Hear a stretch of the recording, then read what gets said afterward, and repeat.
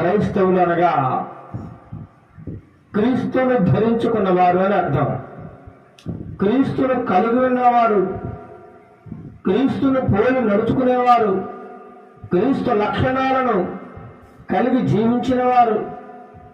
యేసుక్రీస్తు ప్రభువారు లోకములో 33.5 సంవత్సరాలు ఏ విధంగా జీవించి మనందరికీ మాదిరి చూపించి ఆయన వెళ్ళిపోయారో, ఆ విధముగా ఎవరైతే జీవిస్తారో, నడుస్తారో, ఆయనను పోలి ఎవరైతే ముందుకు సాగుతారో, యేసుక్రీస్తు వారి ఎవరైతే బ్రతుకుతారో వారిని మాత్రమే క్రైస్తవులు అనాలి.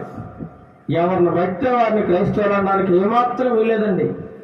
క్రైస్తవులు అనగా క్రీస్తును ధరించుకోవాలి, క్రీస్తును కలిగి ఉండాలి, క్రీస్తు యొక్క నడకను, క్రీస్తు యొక్క ప్రవర్తనను యేసుక్రీస్తు